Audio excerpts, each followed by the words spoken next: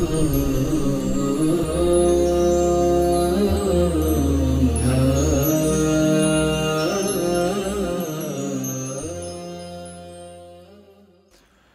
الله الرحمن الرحيم. الحمد لله والصلاة والسلام على رسول الله وآله وصحبه ومن والاه. سلامی خواتان لێبێ بینەرانی ئازیز و خۆشەویست بەشداربوانی ئەکادیمیای بانگەواز بۆ فێربوونی زانستە شەرعیەکان. پشتیوان بەخوای پەروەردگار دەست بە وانەیەکی تر لەوانەکانی فقی ئیسلامیەکەین لە کتێبی مەتن الغایەتی والتەقریب لە باب الطلاق گەیشتینە ئەو بڕگەی کە فەرمێ وأربع لا يقع طلاقهم. ئەفەرمێ چوار جۆرە کەس تەلاقیان ناکەوێت، واتە ئەگەر تەلاقیش بخۆن ئەو تەلاقیان هیچی اعتیبارێکی نییە و لە شەرعا ئەو تەلاقیان ناکەوێت، چونکە هەر یەک لەوانە وەکو عولەما ئەفەرمون لعدەمی کەمالی الئەهلیەتی، چونکە ئەهلیەتی تەواویان نییە، ئەهلیەتی ئەو کارەیان نییە. یەکەمیان ئەسەبی و منداڵ کاتێکە بە تەمەنی مناڵی ئەگەر خێزان تەلاق بات، ئەگەر هاوسەرەکەی تەلاق بدات ئەو تەلاقە ناکەوێت، کە دواتر باسێکەین بۆچی و بە کام بەڵگە لە فەرمایشتەکانی پێغەمبەری خوا صلی الله عليه وسلم. هەروەها ئەلمەجنون، ئەو کەسەی کە حاڵەتی بڵێن دەرونی تەواو نییە، ئەوەی کە پێوەترێ شێت، فاقد العقل كلية أو جزئية، ئەوانەی کە بە تەواوەتی عقلیان لەدەست داوە یا بەشێکی عقلیان لەدەست داوە، چونکە طلاقیان ناکەوێ. علەما فەرمون لأنه لا تتحقق منه نية الطلاق وقصده، چونکە نیەتی طلاق و قصدی طلاق و مەبەستی طلاق لەو کەسەیە نایەتە دی. کەسێک کە شێت بوو بێت یان جا شێتێکی بەردەوام بێ، یا بۆ نمونە فترێک لە فترەکان تێک بچێت، حاڵەتی دەرونی تێک بچێت یا شێت ببێ، لەو کاتێ ئەگەر خێزانیش تەلاق بدات تەلاقی ناکەوێت، چونکە هیچ نیەت و مەبەست و قەزدێکی تەلاق لەو کەسە لە ئارەیەدا نییە. ئەو کەسە خێر و شەڕی خۆی نازانێ، باش و خراپ نازانێ، لەبەرەوە شەرع تەکلیفی لەسەر هەڵ ئەگرێت. والنائم، ئەو کەسەی کە خەوتووە لە ئەثنای خەوەکەیە، لە کاتی خەوەکەدا هەر شتێک بڵێت، هەر تەسەڕوفاتێک بکات، هەر قسەیەک بکات، ئەو قسە ئیعتیباری پێ ناکرێ. یعنی بەدەم خەوە ئەگەر گرێبەست بکە گرێبەستەکەی دانامەزرێ، ئەگەر شت بفرۆشیە فرۆشنەکەی دانامەزرێ، ئەگەر ژن تەلاق بدا، حتا پەنا بەخوا ئەگەر کوفریش بکا بەدەم خەوە، مادام ئەو کەسە ئاگای لێ خۆی نییە، هیچی لەسەر نییە و هیچ شتێک لەسەر قسەکانی بینا ناکرێت. و کەسێکی تر لەو کەسانی کە و کەسی چوارەم کە تەلاقیان ناکەوێت ئەلموکڕە، ئەو کەسەیە کە زۆری لێکرابێ، هەڕەشەی لێکرابێ. طبعا ئەم هەڕەشەیش بەڕێزان هەر هەڕەشەیەکی ئاسایی نییە. کەسێک مەسەرەن هەڕەشەیەکی ئاسایی لێکرێ ئەو ترێ ژنەکەت تەلاق بدە، نە، مەبەس ئەو کەسەیە کە هەڕەشەیەکی جددی لێکرێ، هەڕەشەی کوشتنی لێکرێ، یا هەڕەشەی ئەوەی لێکرێ کە دەست ئەبڕم یا قاچت ئەبڕم یا هەرچی ماڵ و سەرۆت و سامان تێ ئەی سووتێنم، و بالفعل ئەو کەسە پێیشی بکرێ، و ئەم کەسە بە جددی ترسی ئەوەی هەبێ کە ئەو هەڕەشە جێبەجێکە ئەو کەسە، یعنی هەڕەشەیەکی جددی بێ، هەڕەشەی کوشتن بێ، یا ماڵ سووتانن بێ، بە هەشی ماڵ و سەرۆت و سامانی هەیە، یا دەستبڕین بێ یا قاچ بڕین بێ، و ئەو کەسەیش لەو جۆرە کەسانە بێ کە بتوانێت ئەو هەڕەشە جێبەجێ بکە. ئالم حاڵەتەیە ئەگەر ئەم کەسە ژنەکەی تەلاقدا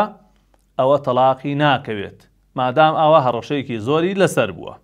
بەڵگەمان بۆ ئەمانە فەرمودەکەی ئیمامی عەلیە کە لە پێغەمبەری خواوە گێڕێتەوە عەلەیهی السەڵات وەسەلام کە فەرمێ رفع القلم عن ثلاثة، قەڵەم لەسەر سێ کەسە هەڵگیراوە، واتە ئەو کار و کردوانەی کە ئەم سێ کەسە ئەیکەن یا ئەنجامیەدەن هیچ اعتیبارێکی نییە و گوناهیشان ناگا لەسەری و داش نامەزرێن. عن النائم حتى يستيقظ، لە کەسێک کە خەوتووە تاکو بەخەبەر دێت، تاکو لە خەوەکەی بەخەبەر دێت. وعن الصبي حتى يحتلم، مناڵێکیش تاکو باڵغە بێ و ئەگاتە تەمەنی 15 ساڵی،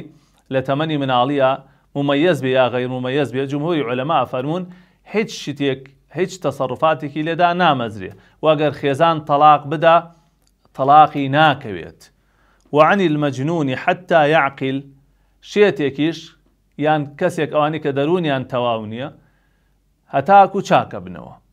جا وتمان دوو جۆر هەیە، جۆرێکیان هەر یەک بە درێژایی ساڵ بە درێژایی ڕۆژگارم کەسە حاڵەتی دەرونی تەواو نیە یاخۆت شێتە، یا ئەو تا ماوەیەک شێتە بێ تا ئەوەنەی چاکە بێتەوە هیچ تەسەڕوفاتێکی شەرعیدا نامەزرێ واگەر خێزانیش تەلاق بدا تەلاقی ناکەوێت. سەبارەت بە ئەو کەسەیش کە بە زۆر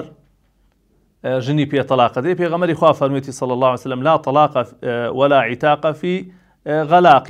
ئیغلاق علەما هەندێک لە علەما بە ئیکراه تەفسیریان کردووە و هەر جگەلەوە خوای تعالی فەرمی إلا من أكره وقلبه مطمئن بالإيمان. بۆ هەر بابەتێکی تریش کە ئینسان زۆری لێکرا و هەڕەشەی کوشتنی لێکرا هیچ ئەثەرێکی لەسەر تەرەتوب نابێت. ئەمە سەبارەت بەو چوار کەسەی کە ئەهلیەتیان تەواو نییە وەگەر ژن تەلاق بن تەلاقیان ناکەوێت. پاشان فەرمێت فصل وإذا طلق امرأته واحدة أو اثنتين فله مراجعتها ما لم تنقضي عدتها. ئەگەر کەسێک جارێک یان دوو جار خێزانی تەلاقدا لەو سێ تەلاقەی کە هەیەی ئەوە بۆی هەیە ئەو ئافرەتە بگێڕێتەوە بەلای خۆی ڕەجعەتی پێ بکاتەوە مادام عیدەی تەواو نەبوو بێ. ڕەجعەت چییە بەڕێزان؟ ڕەجعەت ئەوەیە کە ئەو ئافرەتەی کە تەلاق دراوە بیگێڕیتەوە بۆ ژێر عیسمەتی خۆت، پیاوەکە بیگێڕێتەوە لای خۆی بەبێ مارەیەکی تازە، بەبێ عەقدێکی تازە، بەبێ وەلی ئەمر، بەبێ ئەوانەی هیچ ناوێت. سنەتە شاید بگرێت لە کاتێکا کە عیدەی تەواو نەبووە. طبعا هەر ئافرەتێک کە تەلاقە درێ ئەگەر یەک تەلاق درا یعنی پیاوەکە وتی ئەوە تەلاقت کەوتبێ، ئەم ئافرەتە لەو ڕۆژەوە کە پێی وتراوە تەلاقت کەوتبێ ئەکەوێتە عیدەوە، ئەبێ عیدە ببینێ، ئەبێ سێ عادە ببینێت، سێ سوڕی مانگانە ببینێ و پاک بێتەوە. لە خلالی ئەم ماوەیە ئەم سێ مانگەیە ئەم پیاوە ئەتوانێ بیژێڕێتەوە. هەم بە زمان ئەتوانێ پێی بڵێ ئەوە تۆم گێڕایەوە بۆ ژێر عیسمەتی خۆم، تۆم بە خێزانی خۆم قبول کردەوە، یا ئەتوانێت بە فعل هەر بە کردار ئافرەتەکە لە ماڵی خۆیاتی وەکو چۆن پێشتر هاوسەری بووە سەرجێگەی لەگەڵا بکە یا مقدماتی سەرجێگەی لەگەڵا بکە، ئەوە پێوتێ ڕەجعەت بە فعل. یعنی لە خلالی ئەم ماوەیە، لە خلالی ئەم سێ عادەیە ئەم پیاوە ئەتوانێ ئەم خێزانەی خۆی بجێڕێتەوە بەبێ مارەی، بەبێ مارە بڕینی تازە، بەبێ وەلی ئەمرۆمانە پێویست ناکە خێزانی خۆیەتی. خوای تەعالی فەرمێ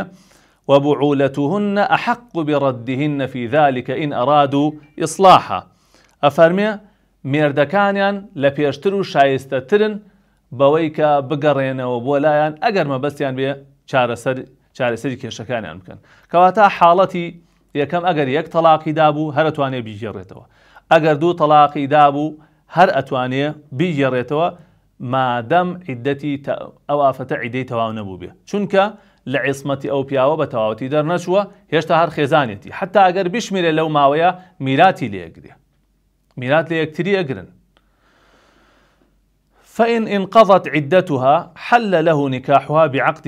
جديد وتكون معه على ما بقي من الطلاق. ئەگەر عیدەکەی تەواو بوو، يعني پیاوێک یەک جار ژنەکەی تەلاق دا و نەڕۆشت بەلایە لێ نەپرسیەوە ڕەجعەتی پێ نەکردەوە تاکو سێ مانگەکە تەواو بوو، 4 مانگ 5 مانگ تاکو سێ عادەی شۆرت ئەم ئافرەتە ئەم پیاوە هەر لێ نەپرسیەوە نەیهێنایەوە بۆ لای خۆی، ئەوە دیسان ئەتوانێ بیگێڕێتەوە بۆ لای خۆی، بەڵام ئەم جارەیان بە مارەیەکی تازە و بە عەقدێکی تازە ئەچێتە حاڵەتێکەوە کە پێوتێ بەینونەی سوغڕا. لەو حاڵەتەیە ئەم پیاوە ئەتوانێ ماری بکاتەوە بە مارەیەکی تازە، بەڵام ئەوەندە تەلاقی ئەمێنێ کە ماوێتی. یعنی ئەگەر یەک جار ژنەکەی تەلاق دابێ دوو تەلاقی ئەمێنێ، ئەگەر دووەم جاری بێ تەلاقی دابێ یەک تەلاقێکی ئەمێنێ، ئەتوانێ بە عەقدێکی تازە بە مارەیەکی تازە بیهێنێتەوە، وەکو وتمانەمە پێوتێ بەینونەی سوغڕا. لە فەرمودەیە هاتووە ئیبن عەباس ئەگێڕێتەوە لە ئیمامی عومەر و خوا لێ ڕازی بێ أن رسول الله صلى الله عليه وسلم طلق حفصة ثم راجعها. پێغەمبەری خوا صلى الله عليه وسلم حەفسەی تەلاق دا دواتر ڕەجعەتی پێ کردەوە و گێڕایەوە بەلای خۆی. پاشان ئیمامی عومەر فەرموویەتی أيما امرأة طلقها زوجها تطليقة أو تطليقتين. هەر ژنێک پیاوەکە یەک تەلاقی بدات یا دوو تەلاقی دابێت ثم تركها حتى تحل وتنكح زوجا غيره، پاشان لێی گەڕا تا پاکە بێتەوە و لە عیدەت تەواوە بێ و شۆکا بە پیاوێکی تر، ئەو پیاوە بمرێ یا تەلاقی بدا، پیاوی یەکەمی ئەتوانی مارەی بکاتەوە، بەڵام فإنها تكون عنده على ما بقي من طلاقها. ئەم پیاوە ئەتوانێت جارێکی تر مارەی بکاتەوە بەڵام ئەوەندە تەلاقی ئەمێنێ کە ماوێتی کەوابوو بەڕێزان لە حاڵەتی تەلاقی یەکەمە لە تەلاقی دووهەمە پیاو ئەتوانێت ڕەجعەت بە ئافرەتەکەی بکاتەوە بەبێ مارەیی بەبێ عەقدێکی تازە بەڵام ئەگەر عیددەکەی تەواو بوو ئەو کاتە بە مارەیەکی تازە ئەتوانێت مارەی بکاتەوە ئەگەر سێ بە چێش تەلاقی دابوو کە ئێستا ئینشاءالله لە خزمەتانە ڕوونەکەینەوە فإن طلقها ثلاثا ئەگەر پیاوێک سێ بە چێ ژنەکەی تەلاق دابوو لم تحل له إلا بعد وجود 5 شرائط پیاوێک سێ جار ژنەکەی تەلاق بدات جاری سێمی بێ و کۆتایی پێهێنابێ یان لەسەر ڕێی هەندێک لە عولەما ئەگەر سێ بە چێ ژنەکەی تەلاق دابێ ئەوە بۆی حەڵال نابێتەوە ئیلا بە 5 مەرج نەبێ پێشەوەی مەرجەکان باسکەم بەڕێزان ئەمێ باس ئەوە بکەم کە ئایا ئەگەر پیاوێک بە ژنەکەی بڵێ سێ بە چێ تەلاقت کەوتبێ ئایا یەک تەلاقی ئەکەوێ یان هەرسێکی ئەکەوێ جمهوری عولەما زۆربەی زۆری زانایانی ئیسلام و هەر چوار مەزەبەکە ئەفەرمون ئەگەر پیاوێ بە ژنەکەی بڵێ سێ بە چێ تەلاقت کەوتبێ ئەوە هەر سێ تەلاقەکەی ئەکەوێ سێ فیشێکی هەیە بەسە لە ئەیتەقێنێ بە یەکەوە ئەیتەقێنێ سێ خیاری هەیە سێ مۆڵەتی هەیە خۆی بەجاری هەر هەمووی لە ناوەدا وەکو چۆن کابرایەک ئەگەر 3000 هەبێ ئەتوانێت لە یەک کاتێکە هەر هەمووی سەرفکە ئەتوانێت هەر جاری 1000 سەرفکە هەندێک لە عولەمایش ئەفەرمون سێ بە سێش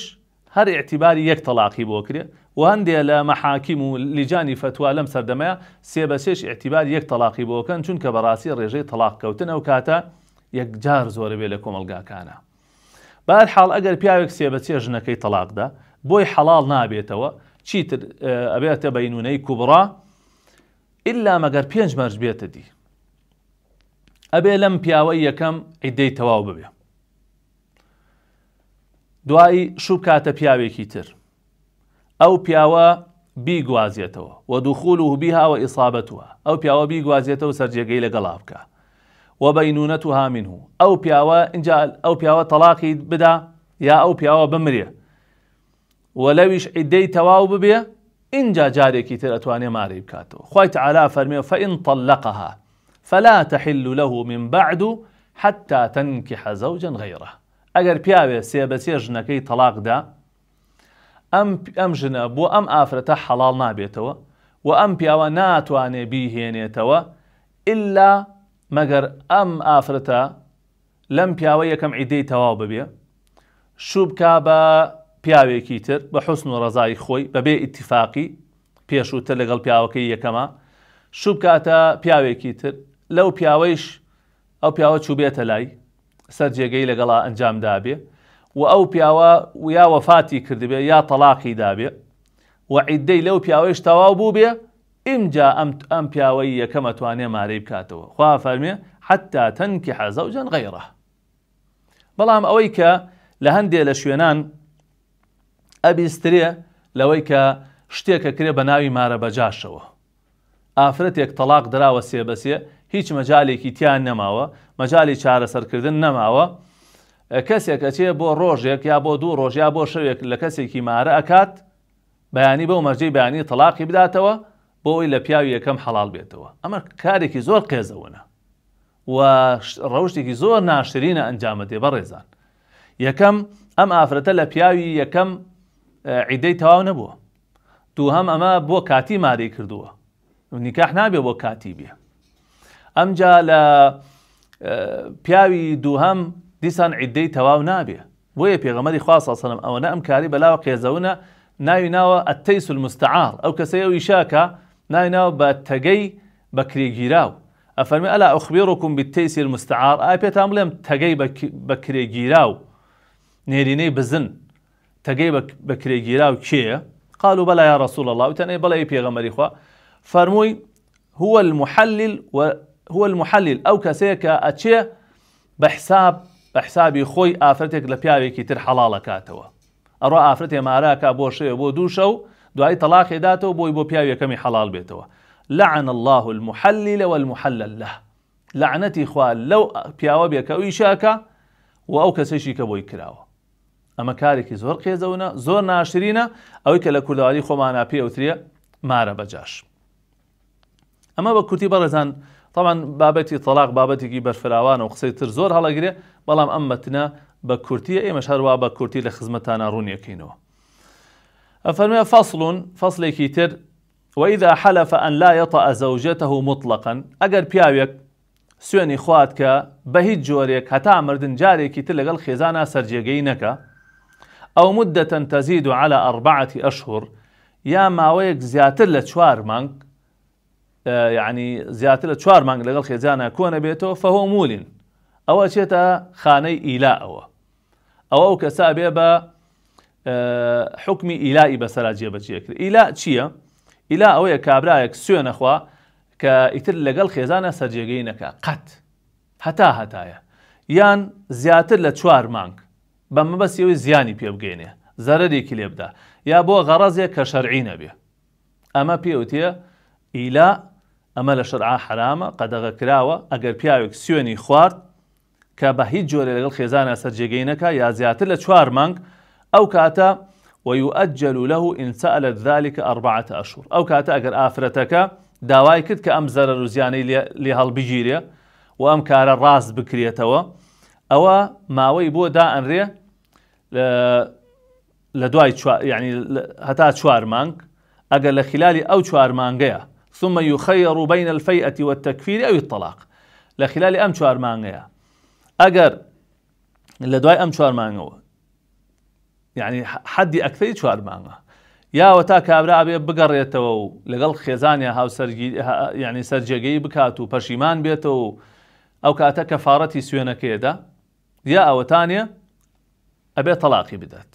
بۆ ئەوەی ئەم زەرەر و زیانە لەو ئافرەتە هەڵبگیرێت چونکە بەڕێزان حەقی معاشەرەی زەوجی یان حەقی ئیستیمتاع حەقێکە لە نێوان مشتەرەکە لە نێوان پیا و ئافرەتە يعني چێژبینین حەقی هاوسەرگیریەتی کردن و سەرجێگەیکردن حەقێکی مشتەرەکە یعنی هی پیاویشە و هی ئافرەتیشە ئەگەر پیاوێک ویستی زەرەر لە ژنەکەی بدا یا هەل لە ڕقا یا چووە سوێنەوە سوێنی خوارد یا ئەوەتانێ لە دوای 4 مانگ ئەبێ سوێنەکەی بشکێنێ و کەفارەتی سوێنێک بدات یا ئەوەتانێ بێ تەلاقی بدا.